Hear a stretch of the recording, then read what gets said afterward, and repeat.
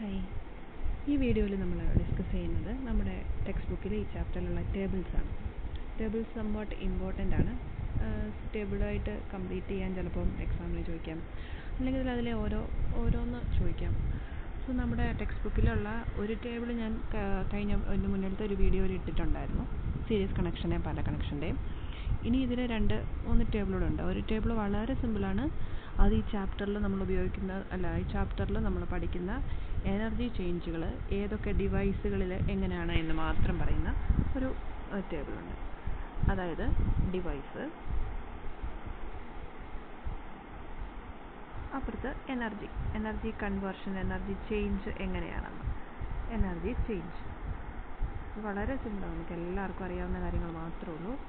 ഒന്ന് ഇലക്ട്രിക് ബൾബിൽ എന്താണ്, എന്തായാലും ഇലക്ട്രിസിറ്റി ഉപയോഗിച്ച് ലൈറ്റ് കിട്ടുന്നു. അപ്പോൾ എന്താണ്, ഇലക്ട്രിക്കൽ എനർജിയെ എന്താക്കി മാറ്റുന്നു, ലൈറ്റ് എനർജിയാക്കി മാറ്റുന്നു. ലൈറ്റ് എന്ന് ഞാൻ ഇട്ടതേ ഉള്ളൂ, ലൈറ്റ് എനർജി എന്ന് എഴുതണം. Next one induction cooker.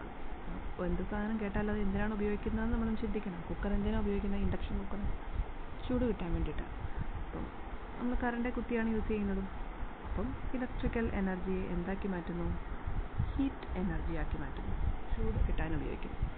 Next one storage battery store ചെയ്യാനായിട്ട് ഉപയോഗിക്കുന്ന, എനർജി സ്റ്റോർ ചെയ്യാൻ, കറണ്ട് സ്റ്റോർ ചെയ്യാൻ ഉപയോഗിക്കുന്ന ബാറ്ററിയിൽ എന്താണ് നമ്മൾ കൊടുക്കുന്നത്, ഇലക്ട്രിക്കൽ എനർജിയാണ്. എന്താക്കി മാറ്റുന്നു, കെമിക്കൽ എനർജിയാക്കി സ്റ്റോർ ചെയ്യുന്നു, chemical energy. Okay. Fourth one mixie എന്ന് പറഞ്ഞെങ്കിൽ പോലും ഈ കൂട്ടത്തിൽ നമുക്ക് എടുക്കാവുന്നതാണ് ഫാനിന്. ഇതിലൊക്കെ എന്താ സംഭവിക്കുന്നത്, കറണ്ട് നമ്മൾ കുത്തുമ്പോൾ അല്ലെങ്കിൽ പ്ലഗ് കുത്തുമ്പോൾ കറങ്ങുകയാണ് ചെയ്യുന്നത് അല്ലേ, അപ്പം മെക്കാനിക്കൽ എനർജി ആയിട്ടാണ് വർക്ക് ചെയ്യുന്നത്. ഓക്കെ. ഇപ്പോൾ ഇലക്ട്രിക്കൽ എനർജി എന്തായിട്ടാണ് മാറുന്നത്, mechanical energy. Okay, mechanical. Washing machine, ഇതിലൊക്കെ ഇതാണ് നടക്കുന്നത്. ഓക്കെ. അപ്പോൾ ഈ ടേബിൾ വളരെ സിമ്പിളാണ്, നമുക്ക് ഓർത്ത് വെച്ചാൽ മാത്രമേ ഉള്ളൂ. എന്നാലും ഒന്ന് നോക്കണം, എന്നാൽ മാത്രമേ നമുക്കിത് ഓർമ്മയിൽ നിൽക്കുകയുള്ളൂ. ഓക്കെ. ദെൻ നെക്സ്റ്റ് ടേബിൾ എന്ന് പറയുന്നത് നമ്മൾ പഠിച്ച ജൂൾസ് ലോ ഉണ്ടല്ലോ. ജൂൾസ് ലോ എന്തായിരുന്നു? Joule's law H=I²RT. ഇതിൻ്റെ ഉപയോഗം കാണിക്കുന്ന ഒരു ടേബിളുണ്ട് നമ്മുടെ ടെക്സ്റ്റിൽ. അതായത് ഇതിൽ ഓരോ ക്വാണ്ടിറ്റിക്കും എന്തെങ്കിലും മാറ്റം വരുത്തിയാൽ എന്താണ് ഹീറ്റിലുള്ള മാറ്റം, എന്താണ് ഇക്വേഷനിലെ ഓരോ ടേംസ് എന്നും അറിയണം കേട്ടോ. H heat energy, I current, R resistance, T time of flow.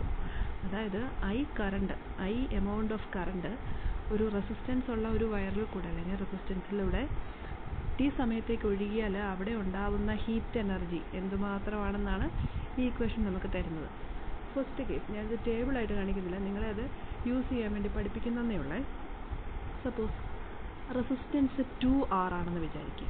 അതായത് റെസിസ്റ്റൻസിൻ്റെ വാല്യൂ 2 ആണെങ്കിൽ, റെസിസ്റ്റൻസ് 2, അതായത് 2R ആണ് റെസിസ്റ്റൻസ് എങ്കിൽ എന്തുമാത്രം ഹീറ്റ് വരും? എന്ത് ചെയ്യണം? ഇക്വേഷനിൽ അപ്ലൈ ചെയ്യണം. H=I²RT. ഇവിടെ ഈ ആറിൻ്റെ സ്ഥാനത്ത് എന്ത് കൊടുക്കണം? 2R കൊടുക്കണം. അതായത് I² × 2R × T. T അല്ല, അത് ടൈം T × T. ഇവിടെ നമ്മുടെ ഇക്വേഷനുമായിട്ട് കമ്പയർ ചെയ്ത് നോക്കിയേ, എന്താ വ്യത്യാസം? 2 × I²RT. ഈ 2നെ ഞാൻ പുറത്തോട്ടെടുത്തു. അതായത് എന്ത് സംഭവിച്ചു? ഇത് 2 ആയി അല്ല, ഇരട്ടിയായി. റെസിസ്റ്റൻസ് ഇരട്ടിയാക്കിയപ്പോൾ ഹീറ്റും ഇരട്ടിയായി. ഓക്കെ. ഇനി R ഹാഫ് ആയതെങ്കിലോ, റെസിസ്റ്റൻസ് ഹാഫായി എന്ന് വിചാരിക്കുക. റെസിസ്റ്റൻസ് ഹാഫ്, അതായത് R/2 ആയെങ്കിൽ എന്ത് സംഭവിക്കും ഹീറ്റിന്? എന്താണ് ചെയ്യേണ്ടത്? H=I²RT ഇട്ട് കൊടുക്കുക.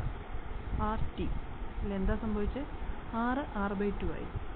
I² Rന് പകരം R/2 × T.